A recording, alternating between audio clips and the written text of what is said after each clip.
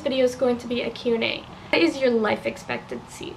How did you get diagnosed? My name's Olivia. I was born with a rare genetic condition. We're losing the battle. My suffering does not define me. With every battle I face, I am made stronger through faith. And free! Yeah! Hi guys, and welcome to today's video. This video is going to be a Q&A. I have made a list of all the questions that you guys have asked me on my YouTube channel, and then I have also made a list of just my most common daily questions that I get from healthcare professionals. I don't know why I can't speak today. From friends and family, and sometimes just random people. Question number 1. Just wondering, will you have a feeding tube for life? This question is answered in another video, but so the studies show that you have terrible reflux. Like, I mean, it's so terrible, it's almost like you can see why you would vomit all the time. Well, we talked about wrapping your stomach right at the top. It creates a valve so things can't come back up. Initially, it will be hard to swallow, but when we invaginate the esophagus into the stomach like that, it basically creates that valve so things can't come back up. okay. But we'll keep the tube in. So and I'll switch it to the small one. I do have another one. What happens if I don't get this? Like, is it necessary, or? I don't think you're really going to be able to eat without vomiting. Okay. I think that's the reason why you were vomiting so much. With me having Ehlers Danlos Syndrome, is there a risk of, like, things going back to the way they were because my tissue isn't normal? Basically, your connective tissue is going to be weaker. The answer is yes. And then they say, well, so what do we do about it? What we do is we place mesh. I'll kind of briefly explain this. As of right now, I guess the answer to that question would be yes, because the other option is that I could get surgery, get my dysmotility issues fixed, and then that will fix half the problem, but then there's still the issue of my malabsorption, and that may be able to be taken care of in a different way. I'm not sure. My doctors and I haven't really spoke about it because since I'm not getting the surgery to fix my dysmotility, then as of right now, the answer to that question is yes. Question number 2. This person was asking about my feeding tube, asking how I get the Kate Farms peptide formula. For me, it was simple. My dietitian suggested it. My home health just happened to have it, and it's covered by my insurance. Otherwise, I've heard that you can call Kate Farms. You can go to their website, and you can call the company yourself and order it, I believe. But I'm not 100% sure on that because my home health had it. How come you don't have a home health nurse? Seems crazy that you're doing all this by yourself and you just got home from having surgery. This question was asked a few months back, but I do have home health on and off depending on how bad I need it, because I like to do things myself, like accessing and de-accessing my port myself gives me the freedom to be able to go swimming and to take full showers and baths whenever I want. It's just nice to be able to do that myself.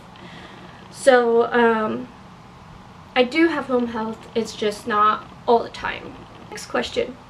On the video of me in the hospital whenever my bowel was perforated and I was getting a NG tube to drain my stomach, there's a little asking why I didn't have a smaller tube.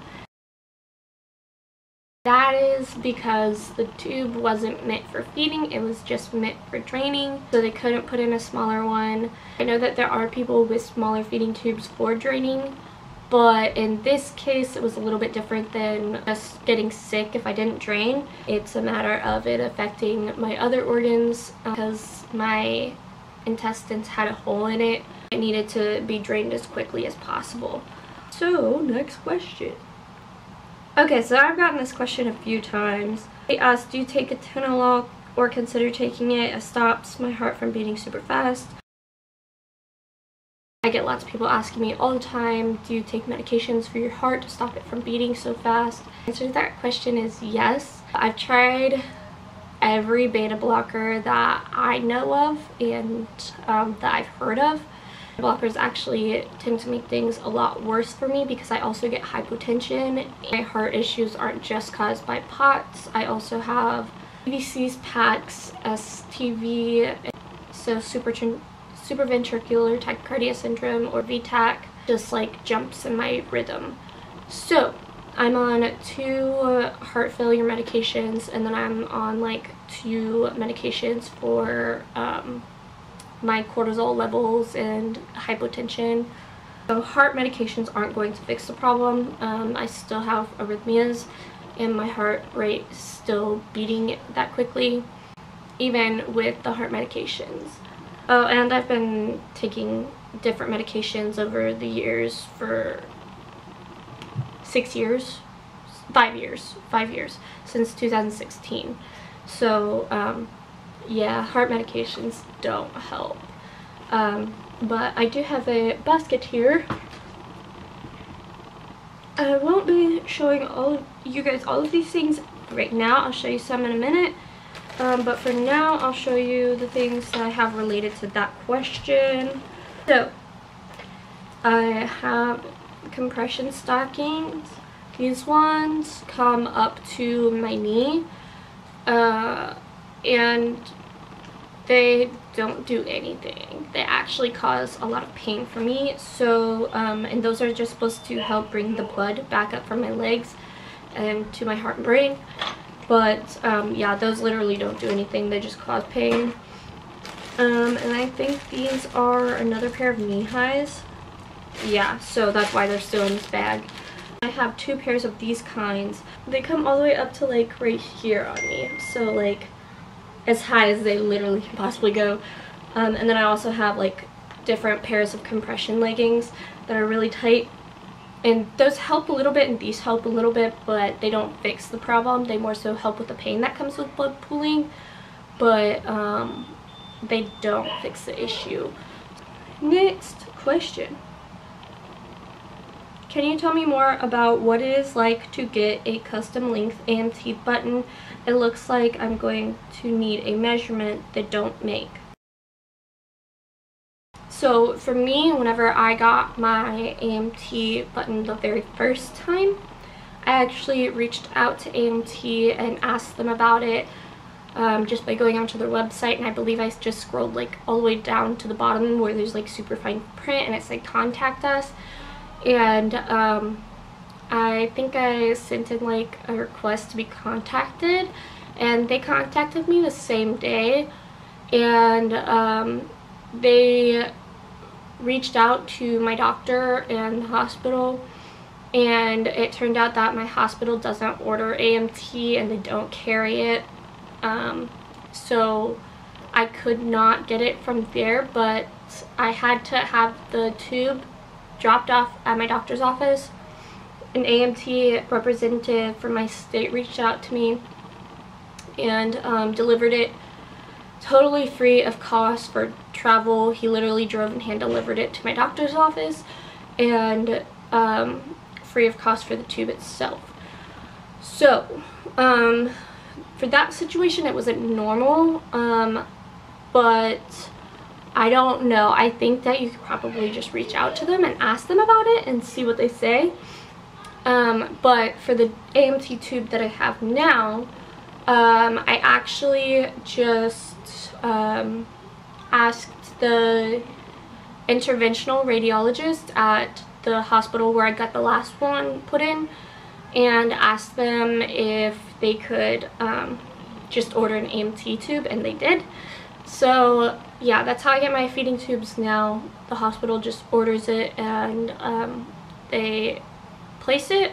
And then also I didn't have to have any measurements, because whenever they put in my initial tube, they measure the tube when they put it in, and then it's on my records, so they were able to go and look back at the length of the tube, the length of the stoma, the length of, or the diameter, so the French size. So that's how I got mine. Next question. Where is your family during these videos? I never see your family around the hospital. I'm glad you're feeling better. So, my family they don't really come that much anymore. They used to, but ever since COVID, nobody can come visit me in the hospital because there's no visitors allowed. I believe they're trying to get it fixed at my hospital because another hospital in town, they're allowing at least one visitor, and it has to be the same visitor for the entire length that you're in the hospital. And I think they even have to get a COVID test before they can come visit. But yeah, that's why my family is not really in any of the videos. They do, however, like drop me off and pick me up, or like if it's the middle of the night, then they pay for my Uber or Lyft if I need to take one home. Okay, this one's about the Bravo study that I had done for like pH testing to test for dysmotility in my esophagus to find the reason why I get nauseous and get sick after eating. But he said, did the capsule fall off at regular time? I just finished the study today and I cannot wait for the thing to fall off. It's so uncomfortable. Somebody else asked the same question. So mine did not fall off when it was supposed to. I believe it's supposed to fall off 2 to 3 days afterwards. Mine took almost 2 weeks, I think, to fall off. I cannot remember because it's been a while now. But yeah, it took a really long time to fall off. I don't know if that's because I have EDS or not, because I couldn't find any information about it. But I knew when it fell off because I didn't have any more pain after eating or during eating. Next question. Do you like Kate Farms? I'm interested in trying it. Yes, I like Kate Farms. I've had some issues with it. The very first time I was ever sent Kate Farms formula, it kept clogging up the tube and I was having to modify the feedbacks, and it was just time consuming, and it's not very easy to modify them either. You have to like take off the little rubber thingy on, if you have an infinity pump, you have to take off the rubber plug and then snip this little plastic piece out and then fit it back on, and it's really difficult to get it off. So it took up a lot of time to do that every day. Not like tons, but it was annoying. So they ended up sending me an updated batch of formula the next time and the problem was fixed. And then recently, this is not Kate Farms' fault, this is my pharmacy's fault, but they accidentally sent me Kate Farms Peptide Pediatrics or something. And it was making me feel really sick. And yeah, so just make sure that you get the right one. It's the updated formula. Otherwise, Kate Farms Peptide formula is great. I haven't had any issues with the formula itself, the updated version. Oh, I think I already answered like part of this question. But yeah, I just asked my pharmacy, my dietitian recommended it, and I asked my pharmacy if they had it and they said yes, and they delivered it. Next question. Oh, this is just another question. Have you had any medications to lower your heart rate? I already went over that one. Okay, so that's the end of the questions that I could find. I'm sure there's more because I didn't go through every single video. It would have taken way too long. So I made a list of questions that I get often by different people, but these are just the most common questions that I get. So the first one is, why didn't you get diagnosed until the last few years? So this question is partially answered in another video, but I did not get diagnosed, one, because I wasn't very symptomatic when I was younger. Like, I had things that were unusual growing up happen. Like, I would get sick with 2 things at once and things like that, or like have severe allergic reactions for no good reason. And then I was called accident prone, but I wasn't clumsy, and I was oddly flexible, so I didn't really show enough symptoms to get a diagnosis. Then when my symptoms started to present more, that's when I got diagnosed. Oh, and also the condition is rare or rarely diagnosed, so even if I presented more symptoms, I'm almost certain that no doctor would have had a good reason or like known what was going on. Next question, have you always been sick? Did you have signs growing up? Okay, so I pretty much just answered that one in the last question. Another question, why can't you eat? I get this one a lot, but I can eat. I just can't really eat enough to sustain my body, even with like nutritional supplements.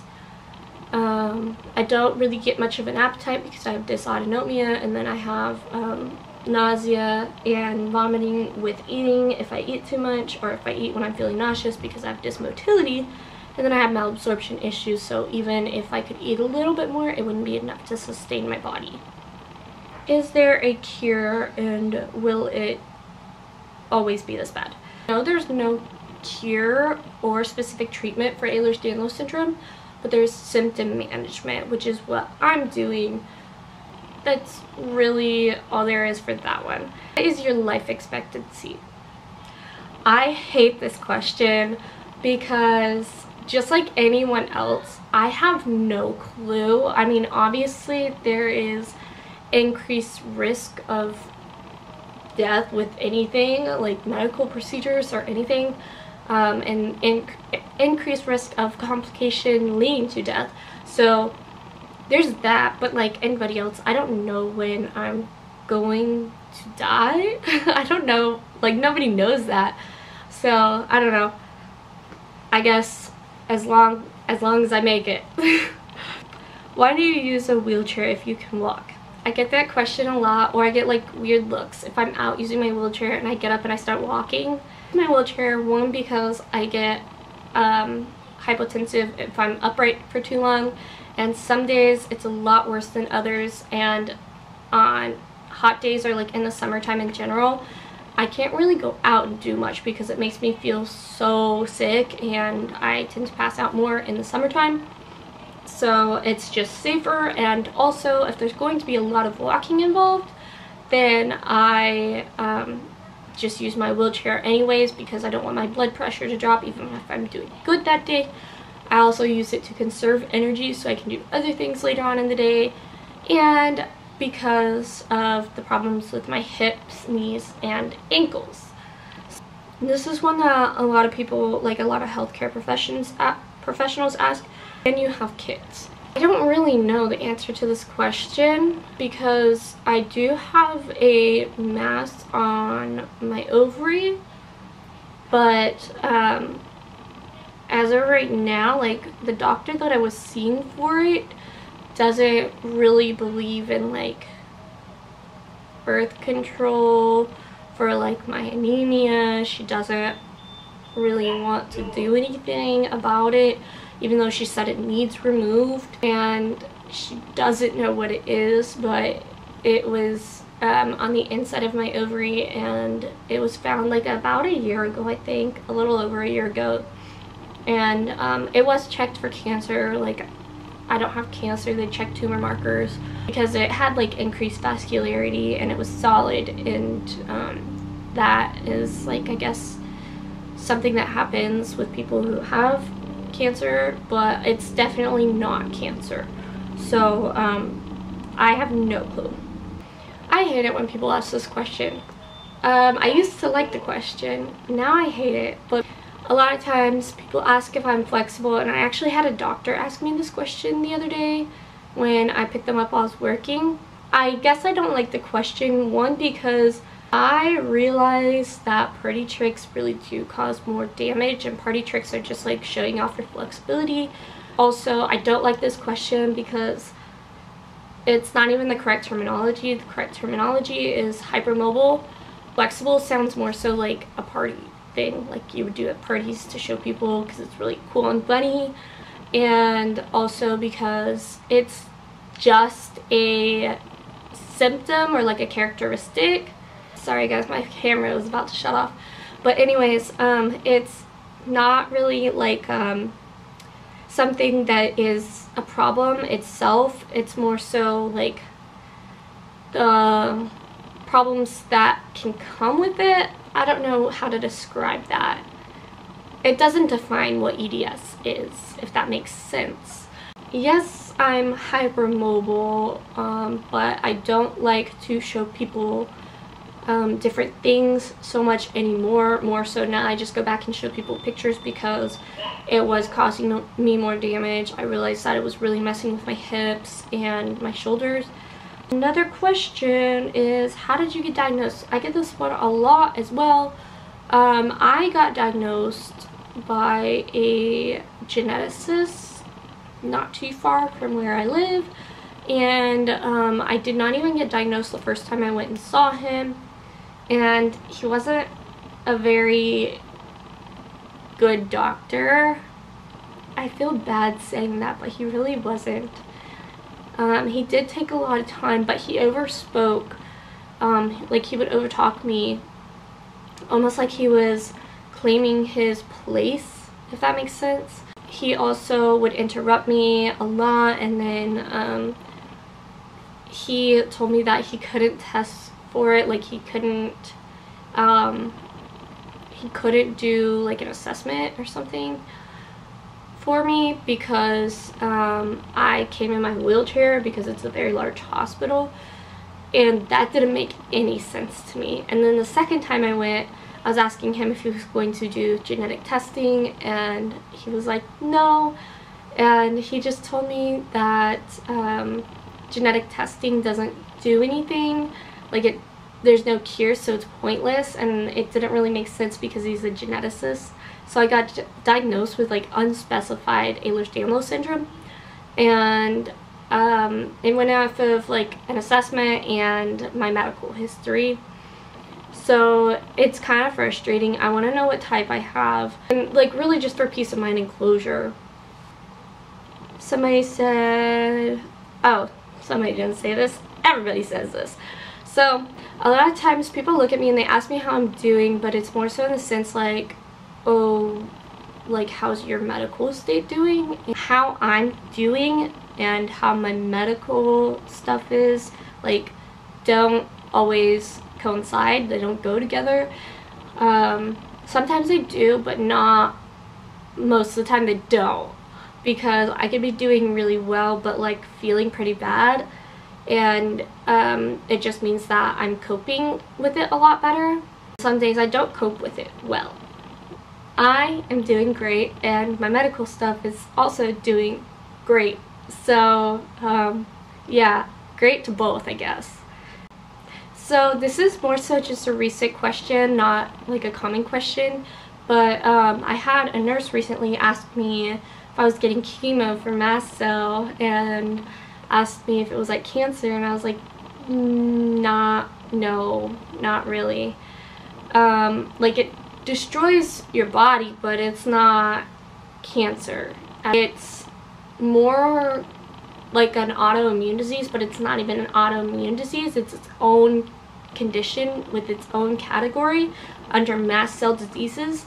There are some that are cancers, but mine is not, because it's a different type of mast cell. Yeah, it's more like an autoimmune disease. It's just very unpredictable, and it doesn't affect a specific part of my body. It affects multiple parts with no rhyme or reason or pattern, and with no specific trigger. One last thing I wanted to share with you guys. I already showed you guys my compression stockings, but I also wanted to show you guys different braces that I use. Now, you may have noticed I have a knee brace on. This one I got from an orthopedic surgeon, so that one, I don't know. Most of these are from the doctor, but I don't know what company this is. I don't know if you guys can see it. Hopefully you can. But whatever company this is, I'll try and put the name down below. This one is an air cast, which I only use this if my ankle's hurting like really bad. My ankles haven't been bothering me for a while though. It's mostly been my knees. And then I have an ace wrap. Don't really use too much. As well as ace tape, which is like athletic tape or KT tape.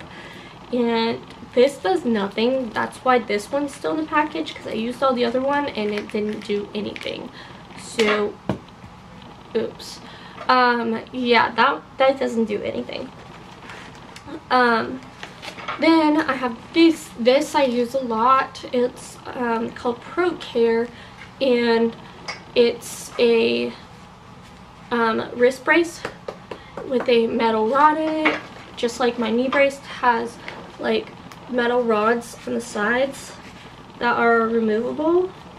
I've never removed them though because they help. And then it has a socket on both sides that bends with my knee. I have something called ASO. This one's also from an orthopedic surgeon. Like I said, my ankles haven't bothered me in a really long time, so I don't really use these that much. And then I have not another air cast, a boot. That one I haven't used in forever either. Yeah, I used to tear ligaments a lot in my ankles, and I was diagnosed with tendonitis really young. But that's when I used to use these, is more so when I was doing stuff, like when I was a little bit more active, then I was in a lot of pain. But then I have this soft collar neck brace. This does nothing, and it causes me hives around my neck.